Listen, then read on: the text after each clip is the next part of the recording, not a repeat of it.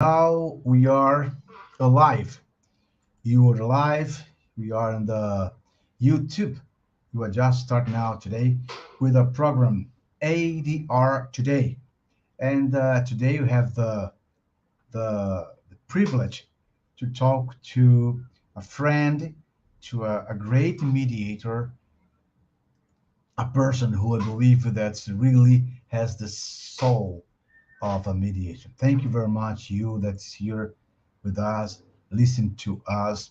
And this is our program, ADR Today. Thank you very much for being here with us. And today we're going to talk about a very important subject is the mind of a peacemaker. And today our guest is a very special person that I have a very admiration for her. Since the first time she participated in our congress last year. Today we're going to talk with Dr. Mary Lowe Bryant Frank. She's licensed licensed psychologist, mediator, speaker, professor, consultant, author, and mediation training, and many more abilities she has. And it's really for us is a pleasure. And today she's going to speak with us about her book. And I recommend this book. It's really fantastic. It's a beautiful word. And I'm sure that after reading this book, you are going to understand how does how a mind of a peacemaker really work. She is now in our studio. She's waiting for us, and we are going to come back after these these calling we are going right now. And if you are now in the YouTube, if you want to make any questions, if you want to ask, please feel free to ask. Please feel free with us to ask to talk now. Okay, and now let's go. Do not talk anymore, and let's go to start with Dr. Merlot Frank Bright. Let's go.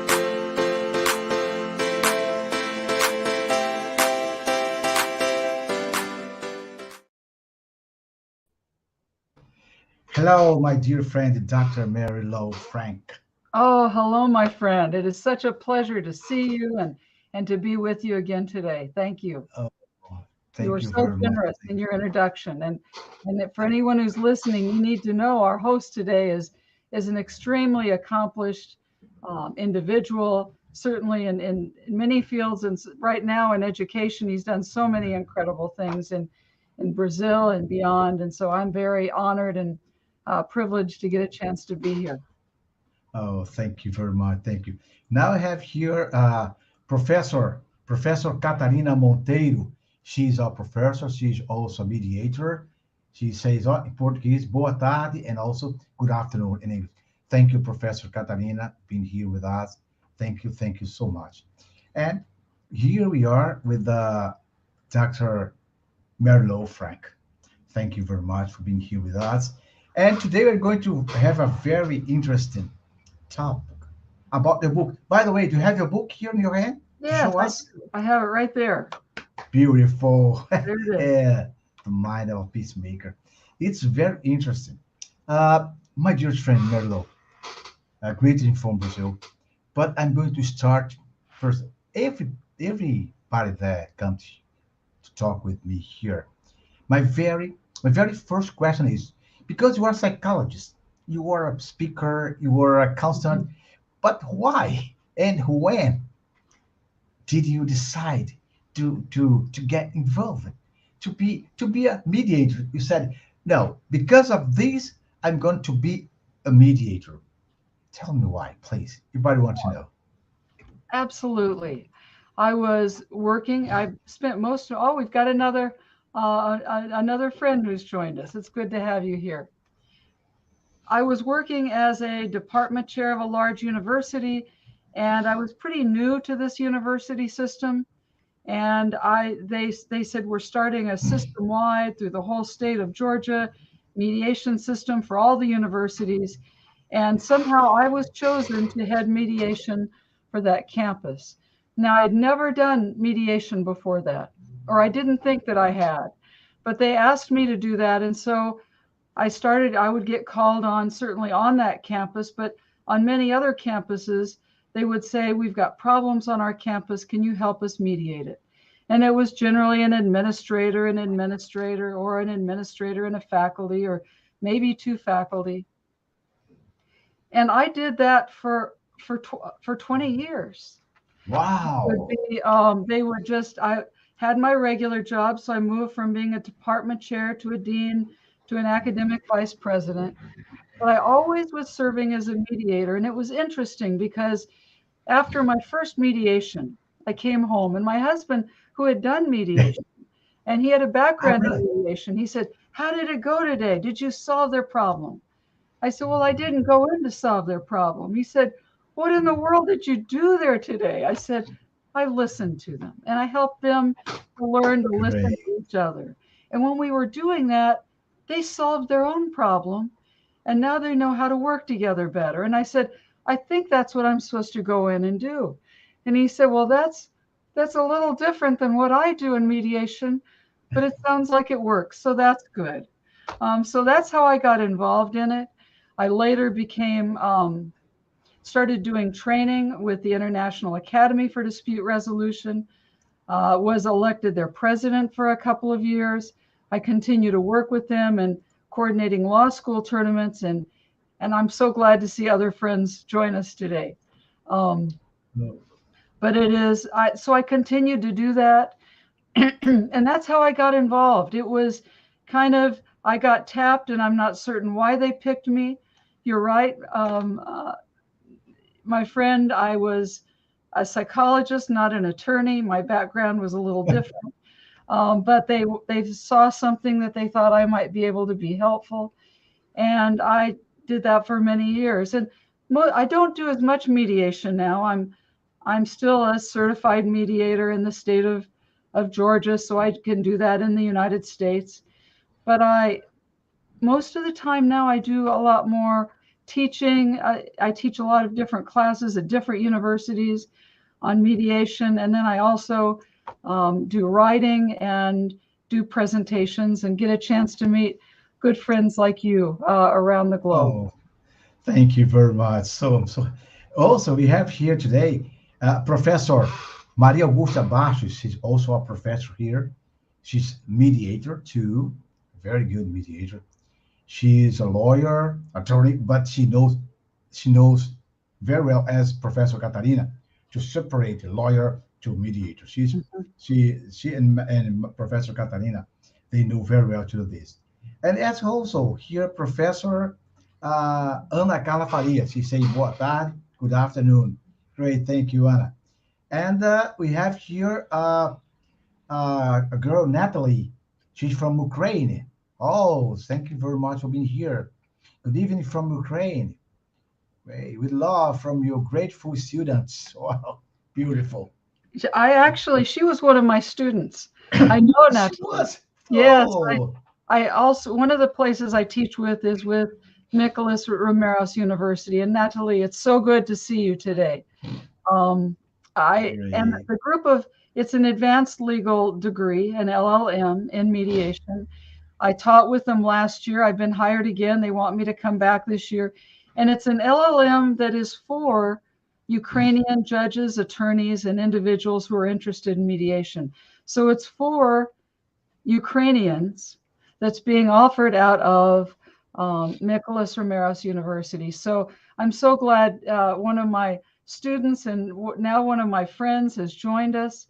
It's been very humbling to work with that particular class. Has been, has touched my heart because our friends there are, they have the courage to learn about peacemaking when they are under such a terrible war that they're going through. So I Oh just my. was so very humbled to work with them, and I'm very glad one of my friends and students has joined us. Oh, perfect, perfect. Well, I have some questions for you. You had the answer. You answered that. Why you got involved with all this mediation plan? Beautiful, very good. And I love that when your husband asked, "Did you solve the problem?" Said, "No, no, I didn't." Just this is the spirit of mediator. We do not solve the problem. People party from themselves. We are the light. We just help them. Perfect, perfect. But another question for you. Uh, we have mediation. They are used for lawyers, administrators, medical doctors. I know many, and psychologists. But especially, what does psychology bring to mediation? I believe it's a good question that everybody wants to know, principally from you. What? Tell me, what does psychology bring to mediation? Okay. Our connection might be breaking up a little bit. So if it does, please let me know. Okay, Um, there was a okay. little bit of freezing on the screen, but I think we're all right. You know, it was interesting because I work with many. I'm the only psychologist actually that is on the International Academy of Mediation, uh, International Academy Board, and many times I am the only one that is a psychologist, and I think it has some really interesting things because in psychology we do a number of different things. We do a lot of research to try to understand exactly what why do things change? How do people change? How do you deal with conflict? And we study that in a way so that it's really research based.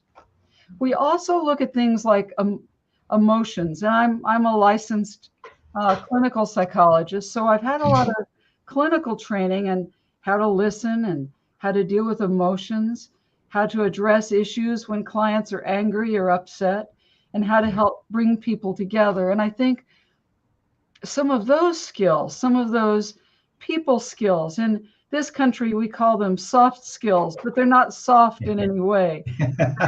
They're very complex skills. They help me understand where a person's coming from. So when a person gets angry, and oftentimes I've done a lot of advanced training for attorneys, and they always, I think it's interesting. They've been mediators for many years, but they will say, the thing I like, and I bet you've seen this too, the thing that I struggle with is people get angry and I don't know how to deal with their anger. And I think Yeah. Mhm. mediation, they're in conflict. Of course they're going to be angry. You know, Mhm. and psychologists are similar because I've trained doctoral students in psychology, and many of them come in saying, I'm really uncomfortable when clients cry. And I think, well, that's interesting because when you're working as a psychologist, everybody's going to come in and cry.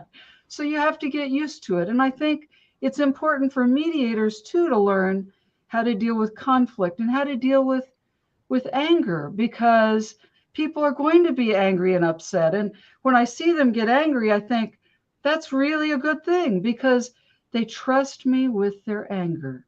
So that means they trust me to help them work through it. And so that I don't shut them down. I don't put them in caucus. I don't separate them and say, take a break. You all need to calm down. I say, oh, I'm so glad you're telling me how you really feel. Oh, wow. Let's listen to it. Now, we're going to do it one at a time because I can't hear both of you when you're talking at once. But let's talk Mhm. with one of you first. And Yes. this other person, I'll give them a pad of paper and I'll say, you're going to do something that I'm going to do right now. We're going to listen really closely. And I bet you're going to hear things differently than you have in the past. So let's listen to what they're saying because we may hear things you never heard before. So when you're telling me that, tell me why you're so hurt. What is it that hurt you that got you into this? Because it must have really hurt your feelings. Tell me what happened. And then they start talking and I'll pause. I'll say, did you hear something different? I heard they didn't mean to hurt your feelings. And they'll say, yeah, I noticed that too. I didn't know that. Or they'll say, I didn't realize that. Why didn't you tell me that sooner? And then pretty soon they start dialoguing. But it takes a while to help them to learn to listen to each other. And I think that's something unique that I think psychologists give. I think it's something that when I've done training, I've learned attorneys often struggle with that. And I think psychologists, most of us have got some training in terms of certainly people are going to get upset. Don't be afraid of it. Learn to work with it. It's a gift. You need to learn to work with it. Perfect. Perfect. Oh, we have here a very good look here. Good evening from Cyprus.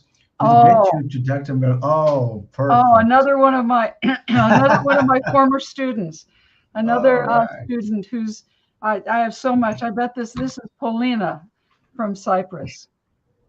Oh my God. And it is Perfect. so she's Good. actually, yes, and it's good to see you.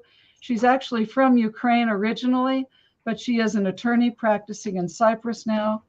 I'm really glad to see some of my friends joined us. And please I ask believe, questions. yes, I believe it's very important you have said right now about listen to. And I guess that it's very important when before the mediation process, before here, let me show you. I have a book. This is my method in Portuguese, restorative mediation. And Yes, I create this method because I believe that before the mediation process, we have to listen to each person before starting yes. because I needed to understand how do they feel about this conflict, Hmm. what they rule in the conflict, what do they believe that's the solution. Because when I go to the joint section, I have much more opportunity to Hmm. understand their batna, their whatna, and Hmm. let them free to. And we get angry. It's important when Hmm. the part, yeah, get angry. Perfect, perfect, perfect. Very, very good. Wow, good. What an interview. Well, but why? Of course, why did you decide? No, I'm going to study the mind of a peacemaker because I also believe that the mind of a person who try to make peace, in my opinion, it is different from people who do not work in this direction to be a peacemaker. Why did you decide to write about the mind of a peacemaker? Why? It's a very good question. Oh, you ask very good questions. You're a great interviewer. Thank you so much, my friend. When I was asked at a university to teach a class just on the psychology of mediation. And so the first thing as I did is I ordered a textbook. I could only find one that had that title. I ordered it. It was written by an attorney, and I didn't look at it before I ordered it, which was a mistake because I looked at it and I thought, oh, it would be like me writing a book about criminal law. I might take a few concepts and throw them in a soup, and it might work good, but it wasn't. And I realized then I started looking, and no psychologist had ever written a book on mediation. And so I thought, what am I going to do? And one of the professors said to me at the university, well, you need to write the book on it. And I thought, I've been publishing for over 30 years. So I publish in other textbooks, and I hadn't written a book quite like this, but I thought, okay, I could do that. And I decided I would do that several years ago. The book is now in its third edition. And I thought, what can I contribute and how can I describe it? And so when I was looking at a title, I thought, well, I want to make sure the psychology of mediation's in there. But I thought, the mind of a peacemaker, because that's what it is. And my book's kind of interesting because it is a textbook, and I realize it's not one of those easy readers that you say, oh, it's got a good plot. It's Yeah. got a lot of research in it, all the research that psychology has to bear on it. And every time I do a new edition, I add all the newest research from all over the world. So it looks at the research in all the areas that are, I think, central to mediation. And then what I do is I have in each chapter, I have exercises for the student. One of my Wow. Perfect. exercises is I ask them to do a lifeline of conflict and resolution. So I want them to look at their lives and say, How have I dealt with conflict in my life? Do I run away from it? Do I get angry and scream at the person and never see them again? How do I deal with it? And I have them really look at it and try to look at themselves, because the way they deal with conflict is going to be manifest in how they work with other people. So the goal is in each chapter to have exercises, and sometimes there's 3 or 4 in there, in each chapter to say, how can I be a better person so I can be a better peacemaker in mediation? How can I be the best person I can be? And I know you've looked at some of those things at yourself. I've looked at your training, and you've sought to understand, looking at how people behave and how they act, and try to understand where they're coming from. Well, that's what I'm trying to offer to students who are peacemakers, some exercises that they can look at themselves. And the third thing that I include is in each chapter, I have a letter to the future peacemaker. So I have a Wow. dialogue with them so they can hear from me. This is what we talked about. This is what I'm thinking, and I know these are going to be hard things to look at.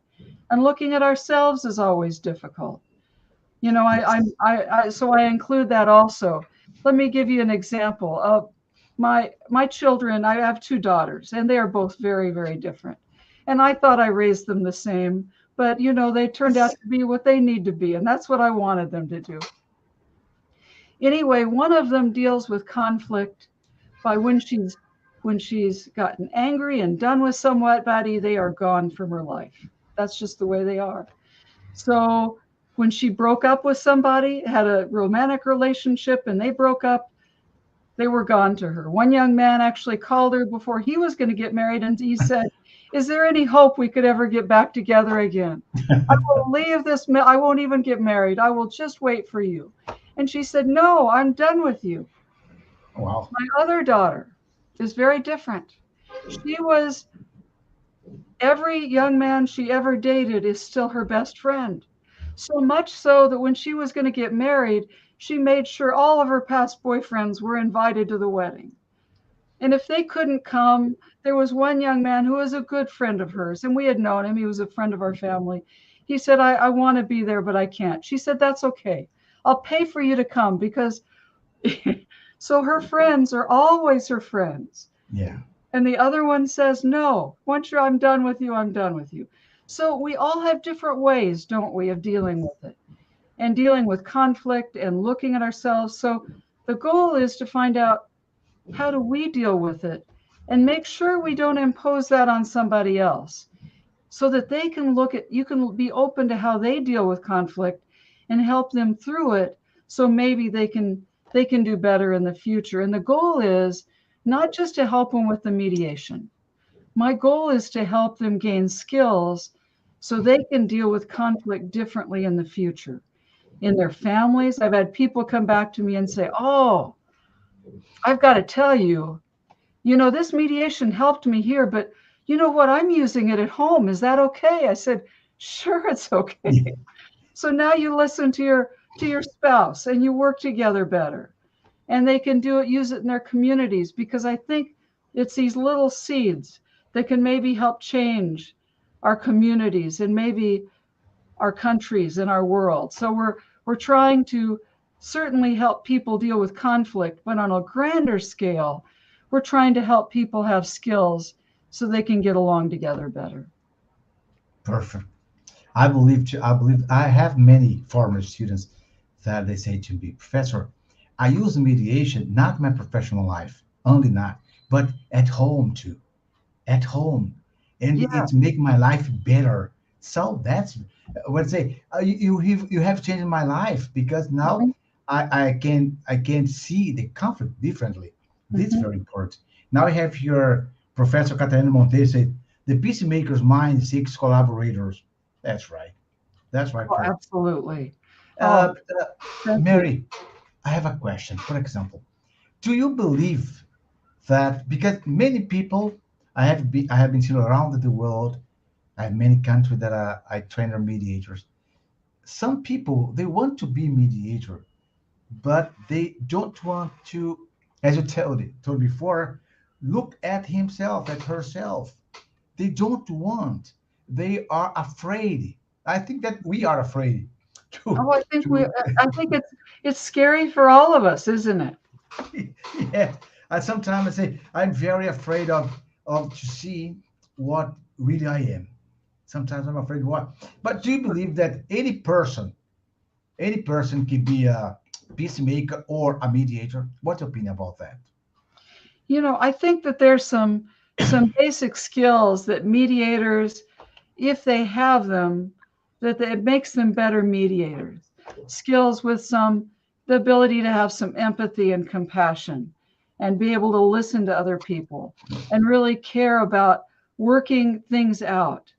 There are some people who are only motivated to reach a deal and get things, solve the problem and fix it and get on to the next one. And I think they will probably be able to do limited mediations. They'll never be peacemakers, but they would, and they're great attorneys, but it doesn't necessarily mean that they're going to be peacemakers and be able to do the kind of work and the kind of healing work that needs to go on. Um, you have a quote that I looked up. There are people who Okay. make revenge a profession and a way of life. I think you said that. I Yeah. found that. I always do research. All my students say, you Yes. always know about everybody. I said, well, yeah, I care Yeah. about you. So, of course, I'm going to learn Oh, more about thank you. you. Thank you. But there are people who, because of the pain and things they had in their lives, all they do is see it as a competition and as something, that they're trying to get something done so they can finish, and they're not interested in the healing part and the bringing people together part. And they're going to struggle with this. Do I think they could eventually do it? I think they could, but they're going to need to do a lot of work on themselves. And as you said, not everybody wants to do that. And I've got to tell you, my training in psychology was, my doctoral program was a 5-year program. And then I've had to, every year I have to take more classes and do more work. And when I was practicing seeing clients, I was always, getting my own therapy so that I could keep getting better. And I'm not there yet, but I'm still, I'm trying to be as good as I can be. But it is scary. It's hard to look at ourselves and say, gosh, why do I do that? And I think I can be a better person. And when we get to the point when we can say, I think I can do better, then we're open to learn. And I think that potential is in each person. I just think it's harder for some people to get there than it is others. Very interesting. I remember that once a person told me a party. This person said to me, "I don't wanna to make any kind of agreement. I don't want to." And in my open statement, I always say, "You are here, but you do not have any obligation to reach an agreement. You do not have. I Why not? agree. No, no, you do not have an obligation. But according to my experience, I believe that the fact that you are here means that you want to find a solution. Am I wrong?" And not person, yes, you're right. No, you're not. If you say, "I don't want an agreement, so," but in my opinion, just the reason you are here, it shows, it means that you want to find a solution. If you didn't want, you were not here.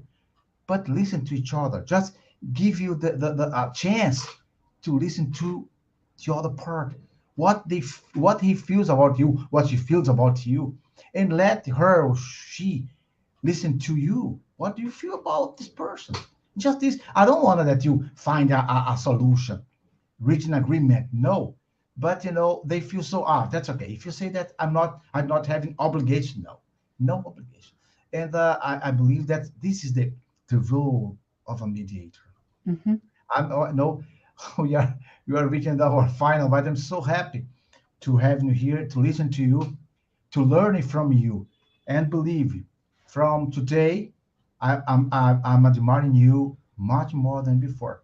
Your words really is perfect as really a mind of a peacemaker. Thank you very much. Thank you to all that spend your time here with us, listening to us, and learning from Dr. Mary Lowfrank. Mary, thank you very much. Thank you very much. And I hope we can see each other together. Mhm. And here, I believe we're going to work together. I'm sure about that. I think Okay. so too. Thank you very Obrigado. much. Obrigada. Obrigada. Thank you. Obrigada. Por Obrigada. nada. Até logo, pessoal. Tchau. Let me finish here.